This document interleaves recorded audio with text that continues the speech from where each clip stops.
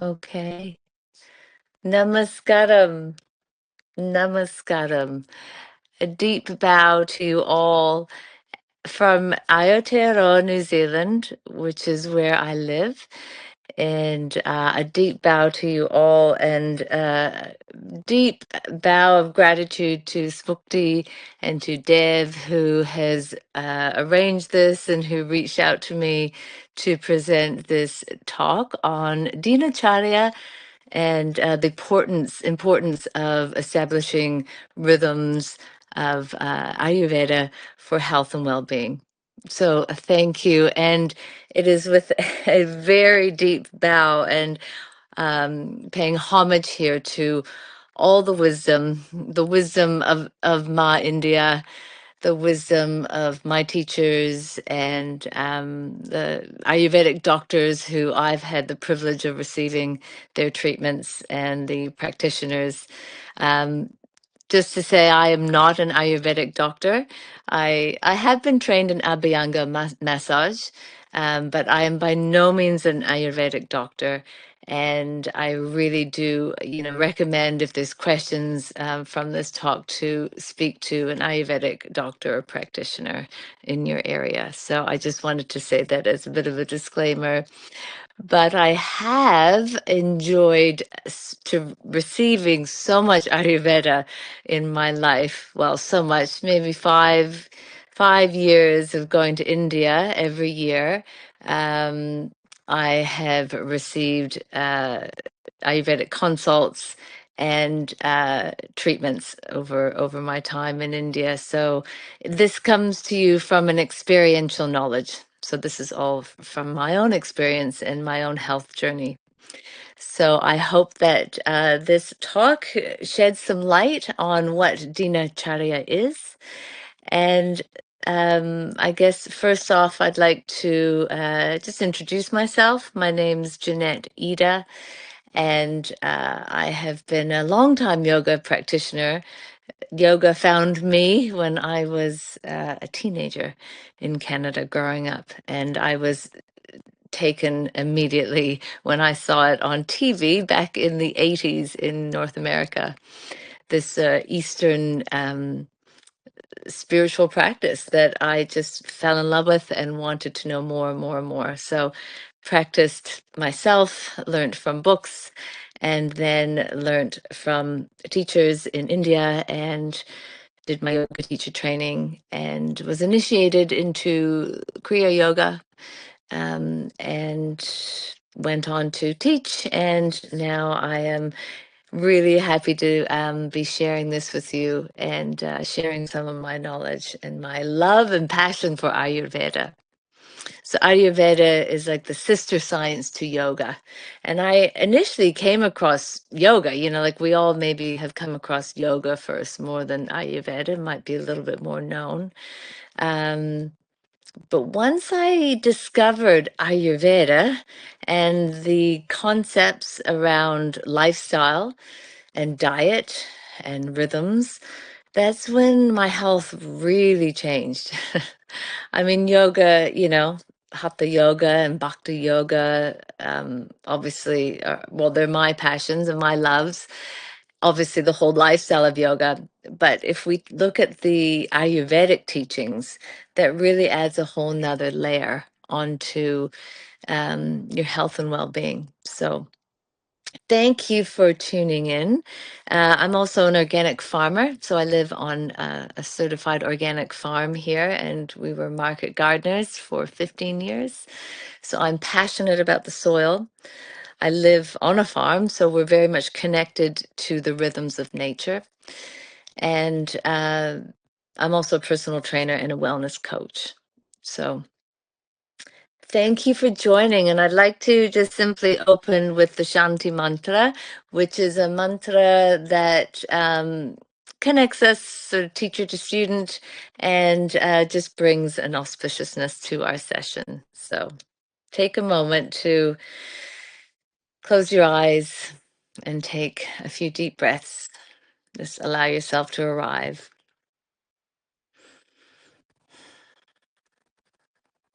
Om Sahana Vavatu Sahano Bhunaktu Sahaviryam Karavavahai Tejasvinavaditamastu Ma Vitvishavahai. Om Shanti Shanti Shanti.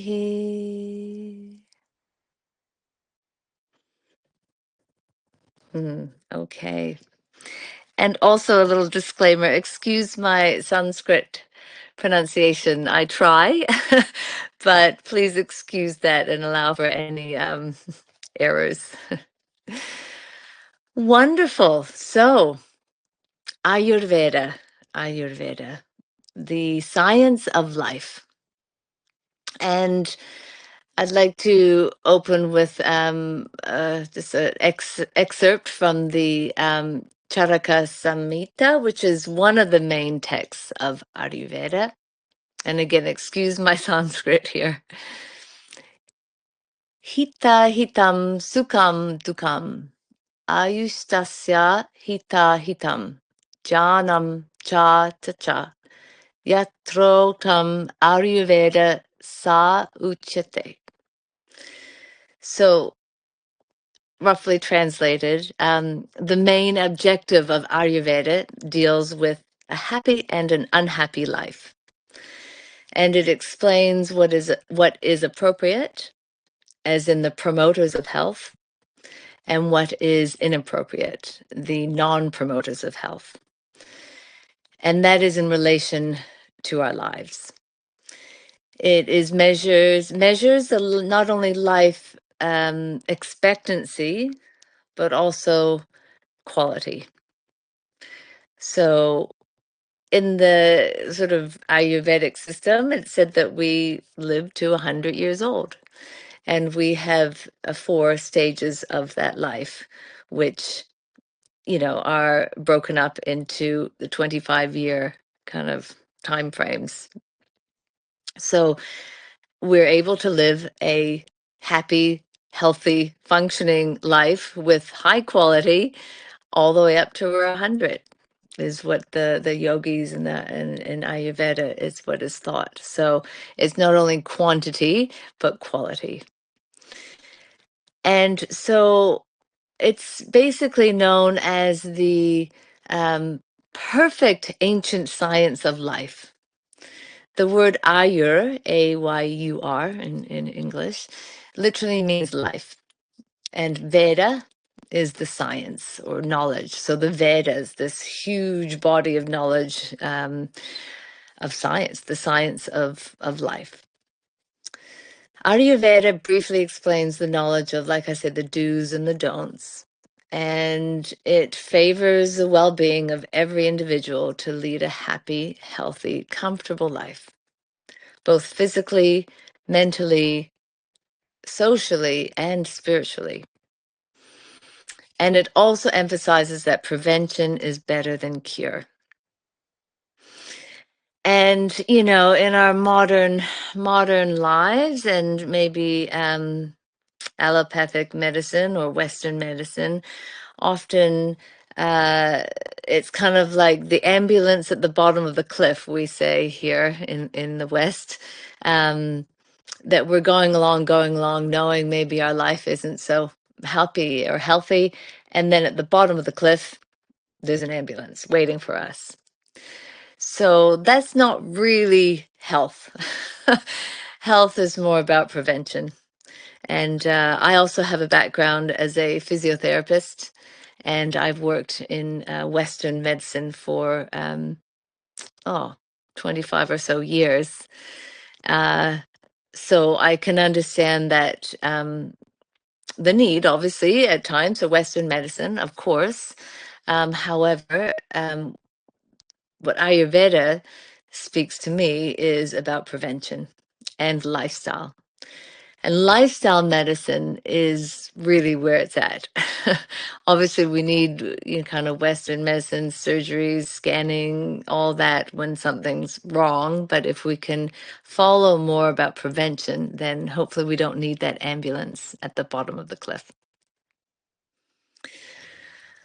So, there's so much to be said about the four Vedas or the treaties that form the basis of Indian philosophy, and it is well out of my scope of knowledge and also the scope of this talk to go into that.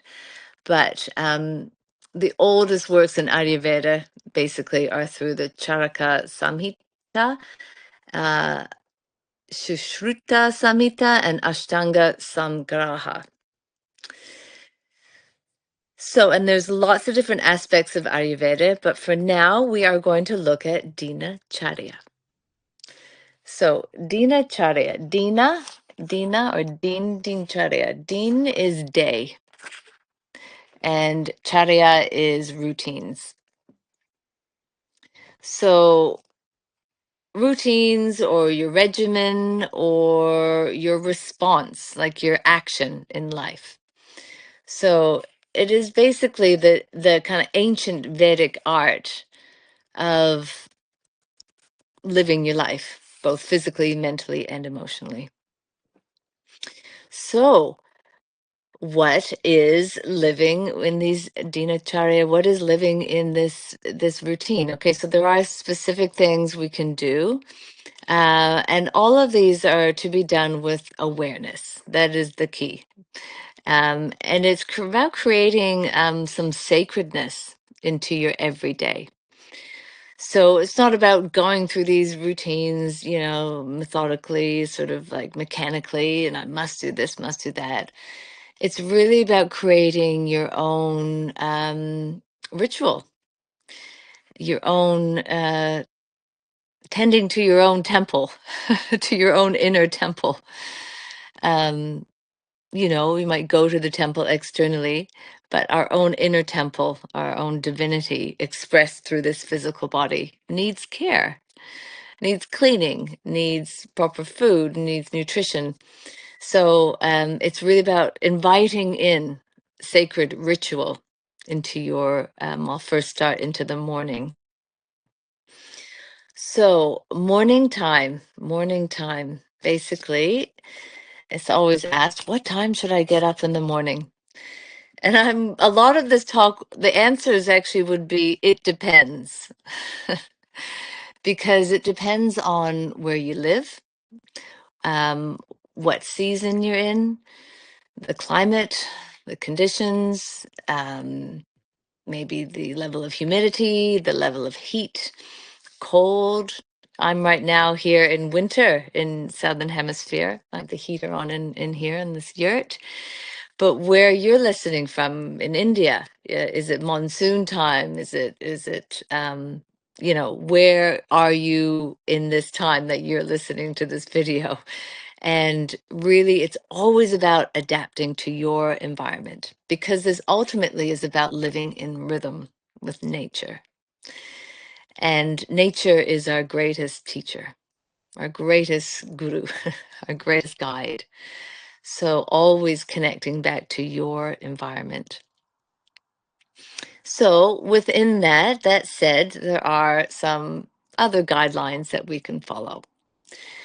So waking up, Brahma Muhurta is the auspicious time before sunrise. And it's quite a mathematical, can be quite a very in-depth calculation, actually, a mathematical calculation that the ancients, the sages worked out. And that is also to do with the cosmos and planets and sun. And again, that's well beyond my scope. But they worked out that it's 48, so 48 minutes, 48 minutes before sunrise is actually the end of Brahma Muhurta. So it said that you can wake up 48 minutes before that. So you have to work that out in your area. There is an auspicious time of 4:30, which I know sounds very early. And some of you might be going, oh, no, I couldn't wake up at 4:30. Yeah, and it takes discipline. It takes practice. It takes a while for your body clock to start waking up naturally earlier. Uh, I'm really wanting this in my life because I know when I do wake up before sunrise, I have A, the time to do some daily routines, and B, the mental headspace. It really does set me up for the day. And if you know yourself, if you've woken up and you know the first thing you do is look at your phone and the messages coming in, the things you need to do, messages you need to reply to, or it's maybe starting your doom scroll first thing in the morning or checking your emails, how frazzled that can make you feel. For me, I feel that anyway. You just sort of you end up spending the whole day just chasing without much direction, I find anyway. So if you can set yourself up without external input, as in you wake up, you might have to set an alarm for that at first, but you're not checking your phone, you're not checking social media, etc., etc. So it said that you're waking up at this auspicious time, and why? Why is that so auspicious? Well, morning is the Vata time. So we have different times of the day that are related to the doshas. So it's sort of Vata, that early morning time when everything's sort of clean and still and quiet, and you could say spirit is near. You know, it's clean, it's pure, it's quiet. There's been no busyness or kind of distractions yet. Disturbances, I should say, and disturbances of your own mind also, that Vata. Then midday, you're coming into Pitta, the fiery time, the sun is at its highest. And then the evening is Kapha. And that cycles around also again through the night. So 2.5 hours or so after sunset, I'm going to backtrack a little bit. After sunset is when your melatonin starts to rise in the pineal gland. So this is all related to our own biorhythms, and that's why this is so important. And that's related to our endocrine system, our pineal gland, our hormones, our thyroid, our hypothalamus, um, you name it, you name it. So in the evening, 2.5 hours after sunset, melatonin rises naturally. So hopefully we're starting to wind down, turn off the screen time, turn off the phones, not eating so much late at night, and preparing yourself for sleep. Our most important thing we do to regenerate the cells of our body. So we sleep and then waking up, ideally before sunrise.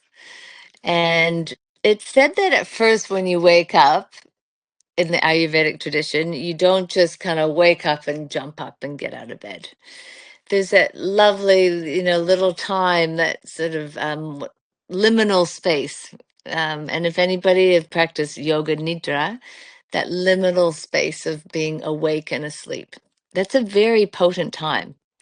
It's a very potent time for our brain waves to be in that slower brain wave state, which is linked to creativity.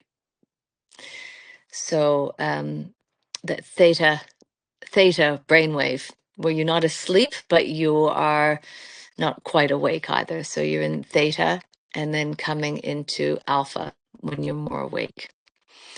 And those brainwave states, you might have heard a lot about theta brainwave states as this incredibly potent time for manifestation and creativity. So it could be that you wake up and you're still in that little stage, and you might just notice, you might actually just be coming out of a dream, but you just stay in that liminal space and just notice that space. And maybe it's there you connect to guru, you connect to grace, you connect to nature, you connect to spirit, or you place your hands on your heart and you connect into yourself in a sacred ritual way. And then it's also said to be beneficial to connect to your belly.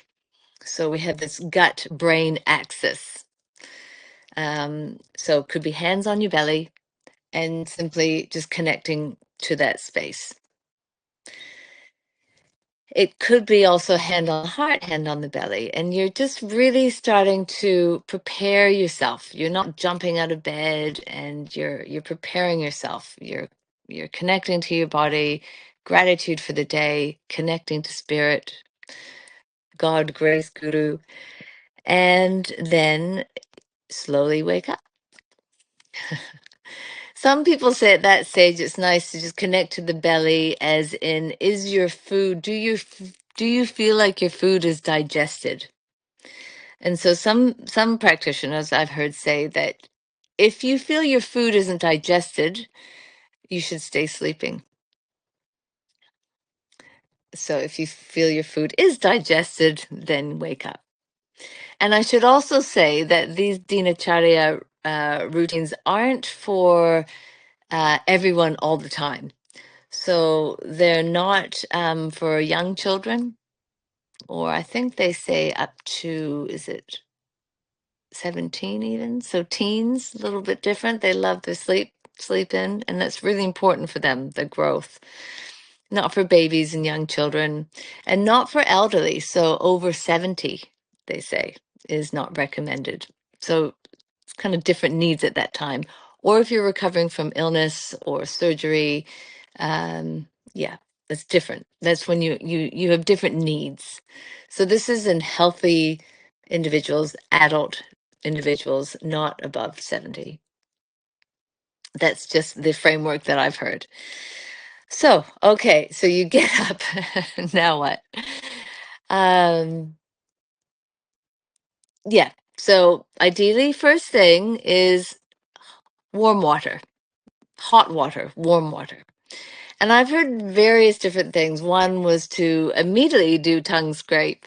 And then another one I heard no, because you have a unique biome. You know, you might have heard of your gut biome, but this is the biome in your mouth. You have a unique biome, which actually is perfectly matched to what you need. As in, if you're fighting a cold, you have the perfect amount of, white blood cells specific to that virus. So you have your own biome in your mouth. And so I have been taught that you start with just a few little sips of water, of warm water, ideally, hot water, even.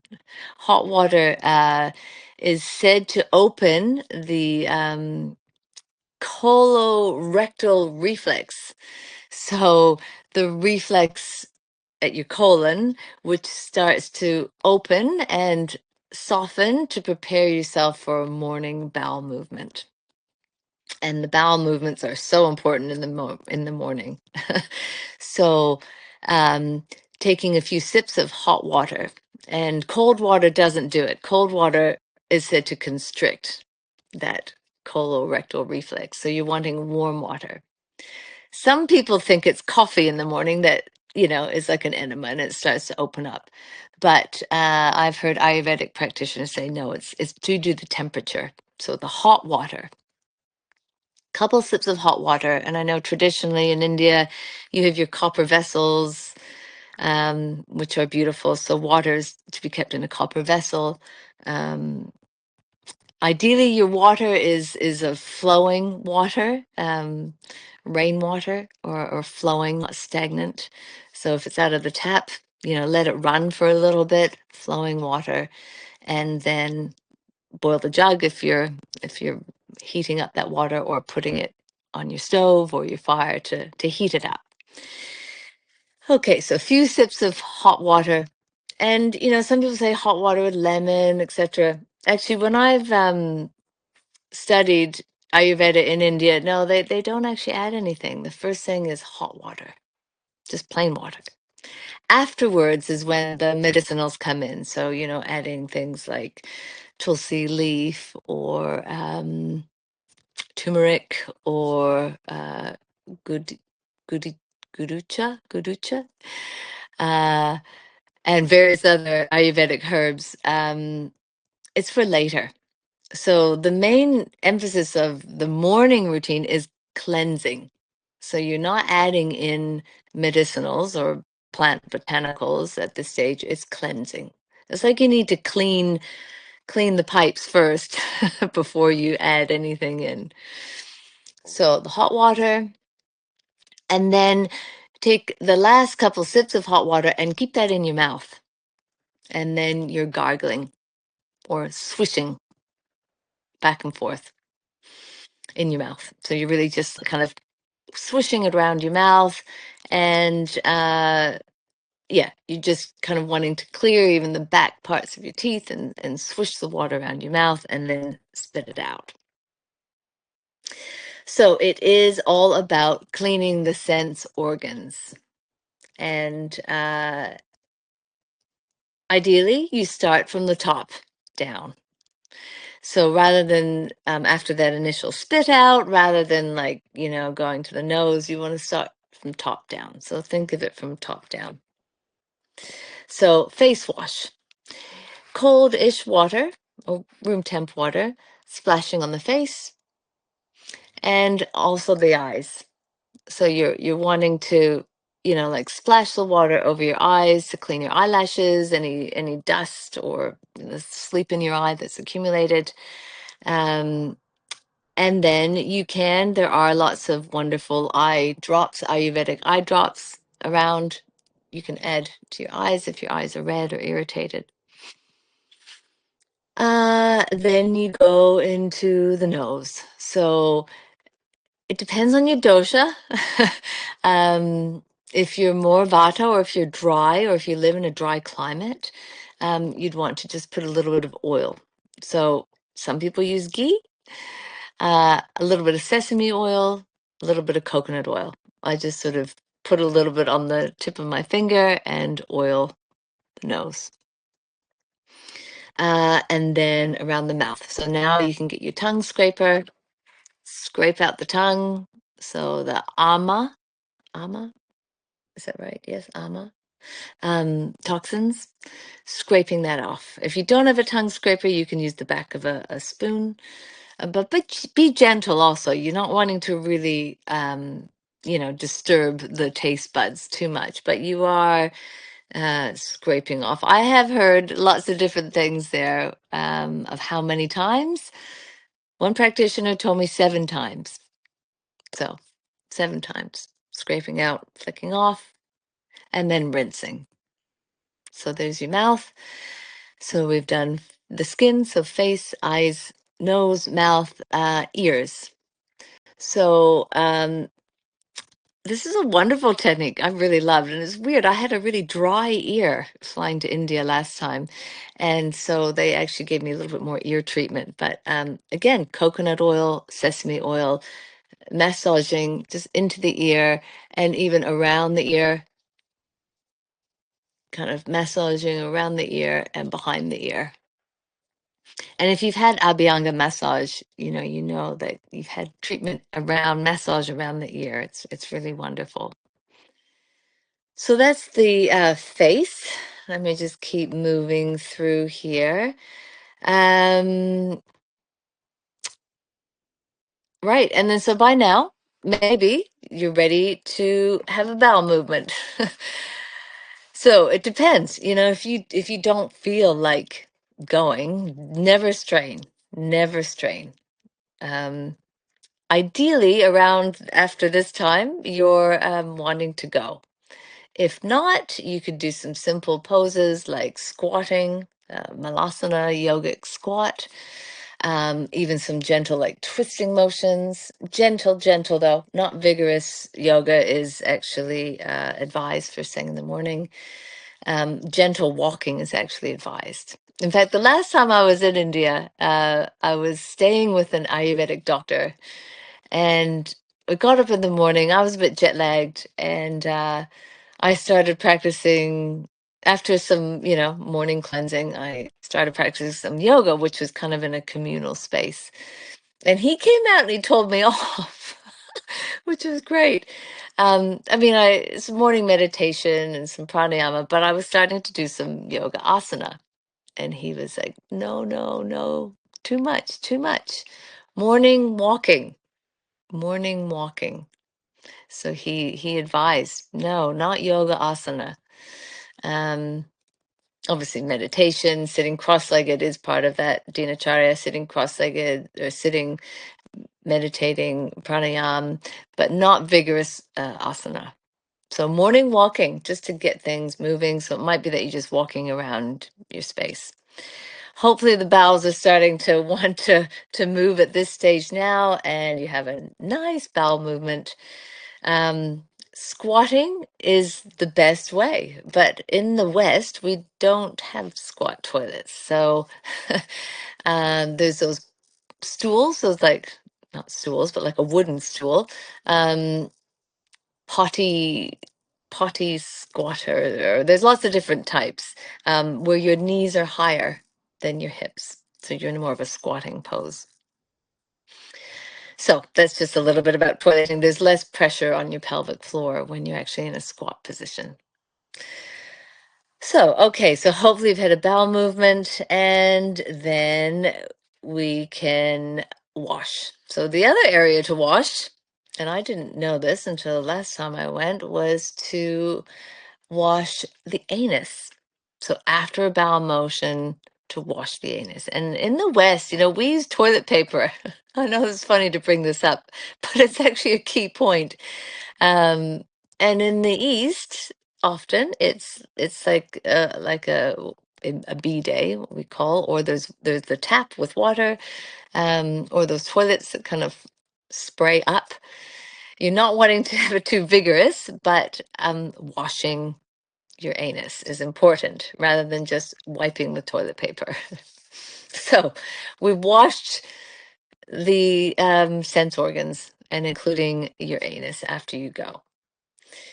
Wash your hands, obviously, after that, and then, if you can, some Abhyanga. So I don't have time for a full Abhyanga massage at that point, but you have maybe a little bit of oil, sesame oil, or some medicated oil that an Ayurvedic practitioner has prescribed. And could be coconut oil, but that's quite light. So, an oil that ideally you warm up, so it's a little bit warmer, or I just sometimes warm it in my hands, and a general oiling of the skin. And that's including the scalp. So a quick scalp massage there too is really wonderful. And then I also oil my face. So I have a face oil that I oil my face and down, particularly down lymphatics. I like to massage downwards for lymphatic massage, just to the collarbones, and massaging under the arms towards the armpit, and just generally waking up the cells of your body and massaging with oil at the same time. So then from there, I let the oils kind of soak in and go. Maybe you're starting to prepare your breakfast, maybe you're preparing your lunch, et cetera, whatever you need to do. And then, 15 or so minutes after, have a shower. For me, it's quite a quick shower at that stage, just to wash off any excessive oil. I don't use a lot of soap, but just washing off a bit of excessive oil, and then you're ready to go get dressed. So I know that sounds like a lot to do in the morning. And if that feels overwhelming, maybe it's just choosing one thing. If you don't have any routine at the moment, maybe it's just choosing one thing. Maybe it's that, warm water and swishing. Maybe it's tongue scraping. Maybe it's oiling the body. So not to get overwhelmed by all of that. Okay. What else do we go over here? We spoke on this a little, touch on this a bit. Vyayama, so exercise. That means light exercise. Like I say, not too much, not too vigorous yoga asana. Uh, and then you're looking at, once your appetite, you're not to eat if you're not hungry. That's the kind of golden rule. Or even drink if you're not thirsty. A great saying in Ayurveda is not to skip meals. Skipping meals is bad, but overeating is worse. And I quite like that saying. So skipping meals isn't a good thing, and you're wanting to stimulate your metabolism by eating in the morning. And definitely by lunchtime is your main meal. That sort of sun is highest in the sky. So that is said to be the best time for food. So maybe that's like 11 till 2 is your main meal of the day. Yes, so breakfast, and I mean, from my point of view as a personal trainer, particularly for as we age and maybe losing some muscle mass and bone density, to make sure you incorporate enough protein in your diet. And if you're vegetarian, then it's, looking at adding nuts and seeds to your morning breakfast rather than just empty carbohydrates. Pulses. Obviously, in India and in the East, there's such beautiful breakfasts there. In the West, our breakfasts tend to not be so good. There's a lot of empty carbohydrates, toast and bread and cereals and things like that. But if you can have a lovely, dal, khichdi for breakfast, things that have lentils and pulses is much better. Of course, if you're not vegetarian, then eating eggs or eating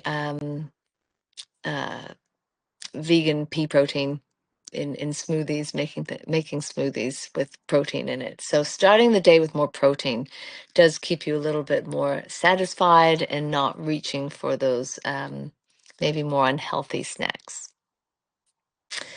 Yes, so food is the best medicine in Ayurveda. Food is the best medicine.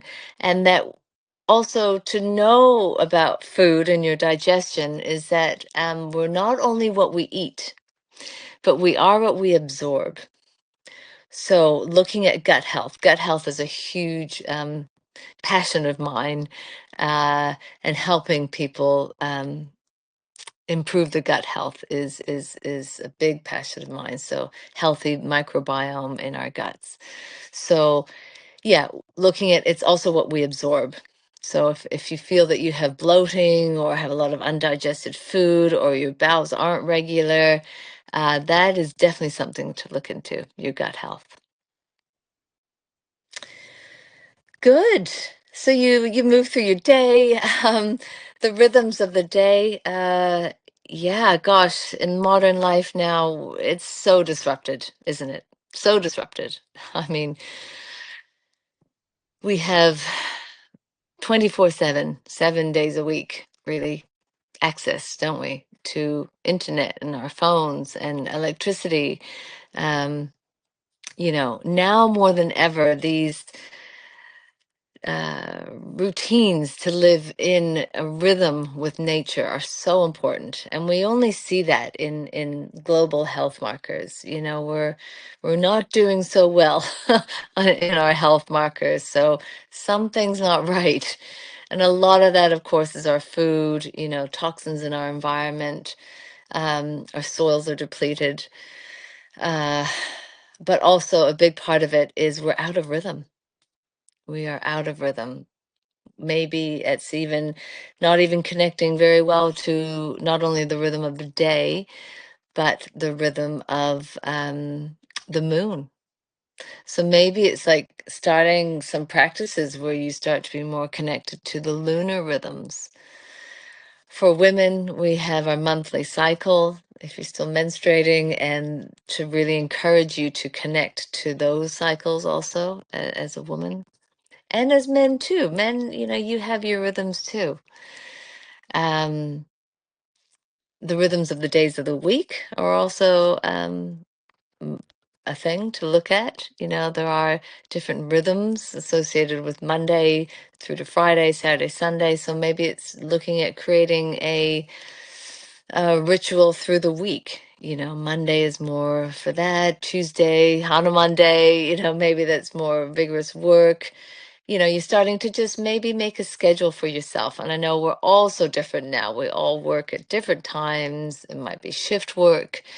It might be we're working from home more, working online. But I really encourage you to start looking at that, and maybe, you know, Wednesday or Sunday is your sacred day, one of your days that you can really just set aside and maybe have a bit of a digital detox. So or an electricity fast, I've heard a teacher call it, where when the sun sets, it sets and you have an electricity fast. You use your candles, you don't watch TV, you don't go on your phone or your laptop, and notice how that makes you feel. Notice how your nervous system is. Notice how your sleep is. So these are so important, these routines. So not only those morning Dhinacharya routines, but all through the day, through your week, through the lunar calendar, through our seasons, you know, really eating seasonally, changing your diet, getting variety of the fruits and vegetables so that you're not just eating the same fruits and vegetables all year. Um, really living in connection with the seasons. So important. So important. And of course, then there's the yearly, and in the, you know, Vedic astrology, it's planetary. So we're connecting to our own unique biome here, but we're also connecting to the cosmos. So all is one, you know, all is one, as we know in yoga. Yes, on the topic of sleep, I know we have 15 more minutes left, and I wondered how an hour would go on this, but I obviously have a lot to say on this. Sleep. Um, it was interesting because particularly when I suffered from some burnout, I was doing yoga nidra daily. It was part of my practice, and that actually saved me. It actually saved me. So, um, again, if you're tired or you're burnt out or you're recovering from illness, um, take the pressure off. That's not the time to do these things. And I would really recommend practicing yoga nidra daily if you are depleted and you're needing more rest. However, if you're feeling healthy and vibrant, it was interesting. The Ayurvedic doctor told me last time that they don't recommend sleeping in the day. Ideally, you sleep only at night, except for summer when it's very hot. And in India, obviously, you're going to be experiencing hotter temperatures than we are here. So summer naps are okay, but generally not sleeping in the day. Day sleeps can increase our kapha dosha, so that can create some sluggishness. So I thought that was quite interesting. They recommended also that, or advised that 6 hours minimum is good, 6 hours of sleep, 6 to 8. And you know, on this path, on the spiritual path, um, you know, it is a path of lightening, isn't it? You know, the enlightenment. It's a path of lightening, and it's actually been really interesting. Maybe not requiring so much sleep when you're lighter, when your diet maybe is cleaner, or maybe you're doing some of these routines, or you are doing some spiritual practices. Sometimes you're just actually not as tired as you used to be. So just listen to your body. That's the main thing. Listen to your body, and adjust it for where you are at. That's so important. So, problems with health are generally problems with our lifestyle. So, due to our diet, stress, our epidemic of stress on the planet, and also a lack of exercise. So, our sedentary lifestyles, spending more time on our computers, all contribute. And that, just something to reflect on is, you might have heard people talk about your biological age or a chronological age. And what I'm trying to say with this is that Ayurveda looks to marry the two. So the thing that binds us is time. So that this really is a practice of aligning ourselves with time, in that we have our biological age of however many years old you are. Say, I'm 52. Or your chronological age, which could be your age of your cells, maybe the amount of degeneration in your body or cellular aging. So ideally, that's the same, or even younger. Some people say I have a biological age of 52, but a chronological age of 40. However, regardless of all those metrics, we're wanting to line up. We're wanting to line up the biological aging process that is normal in our bodies when we age to the chronological time. So we're wanting to utilize time properly, I guess, is another way of describing that. And Ayurveda helps us with that, because it's about rhythms. It is about us living in alignment or in attunement with the natural rhythms of life. And when we do that, I know myself, our bodies just start to heal.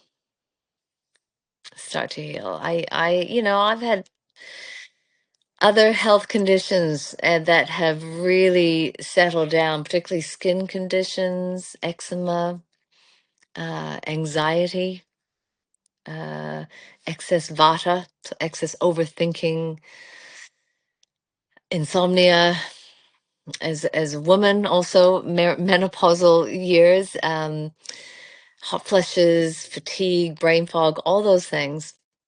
That when we start to live in rhythms with the seasons and our bodies, that those really have subsided. So another note on those rhythms is, for women particularly, is menopause, perimenopause, and then all the way through to our crone years, the Dhumavati. Behind me there is uh, um, a yantra of Bhunaveshwari, so the goddess of space. And to look at the different Mahavidyas, the goddesses that occupy certain aspects of time of our lives. So from being born through to, for women, menarche, to, conception, pregnancy, if you have children, birth, through to perimenopausal years, menopause, and our crone years. And for men also, just maybe not so many outward signs of that. So honoring yourself where you're at, honoring your life, honoring aging, it's a privilege.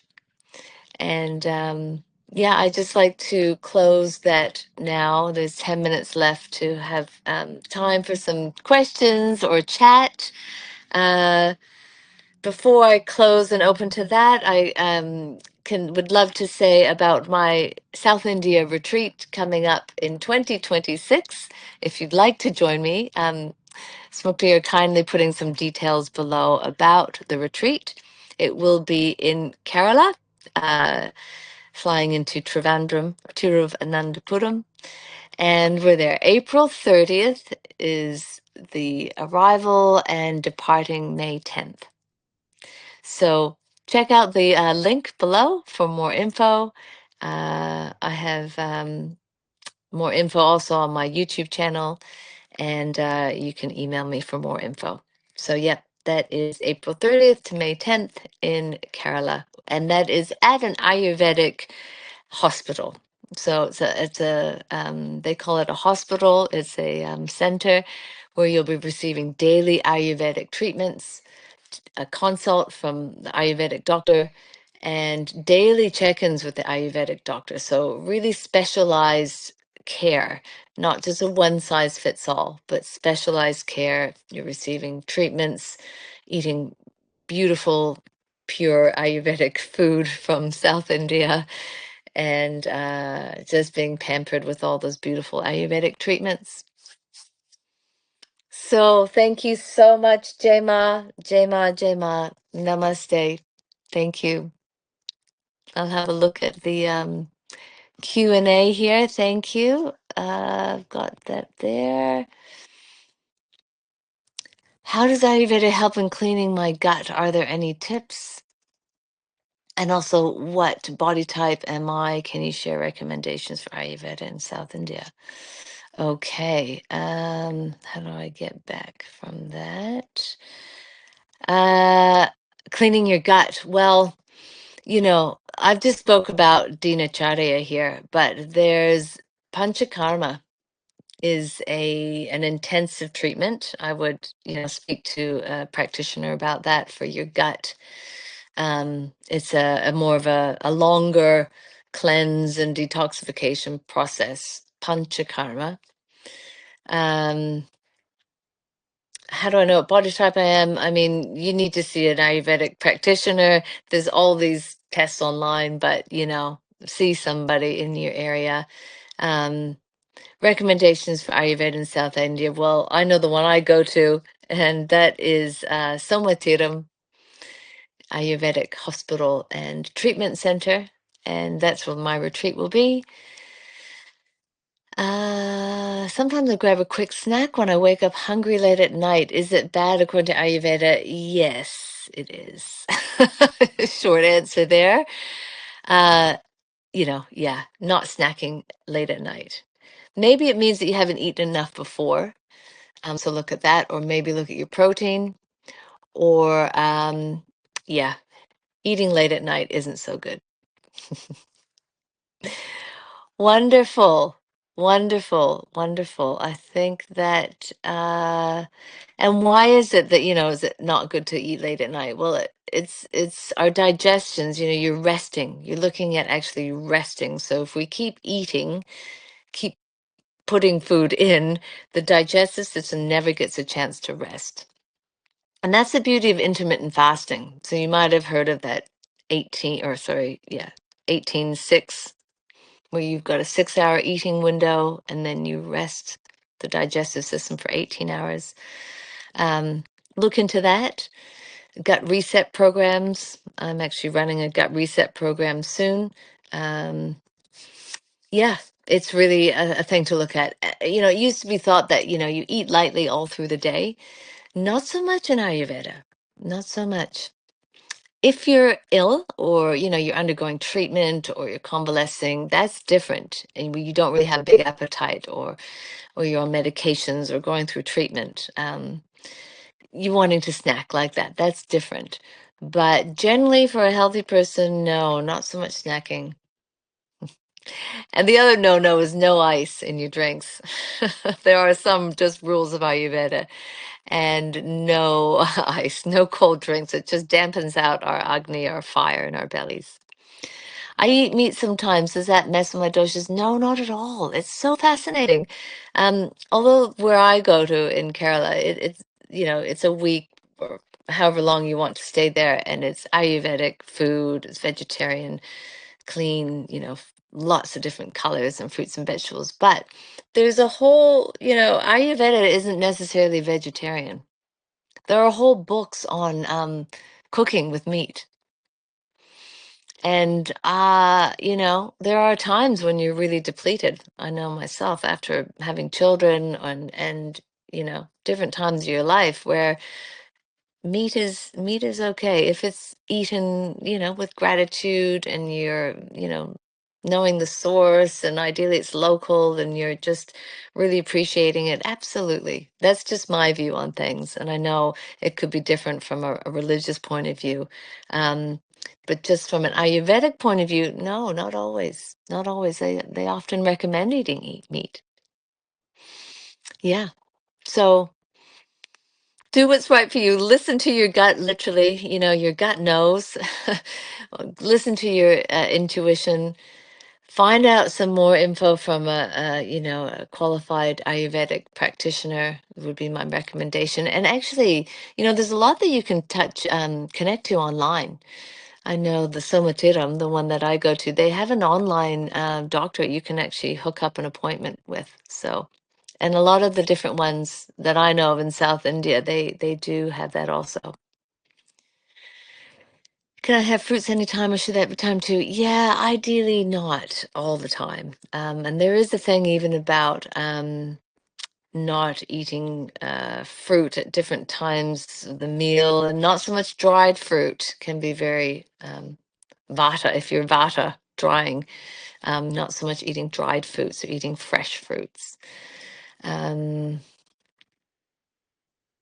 Yeah, so much, so much, so much there on diet to go over, and it really does depend on you. So not a size fits all by any means. Yeah. Very good. Okay. Thank you so much, and thank you for your questions. Yeah. And yeah, check out my links below. And thank you again, Smukti. Thank you, Div. Thank you, everybody in this community. It's quite a wonderful community. So thank you so much. Namaste.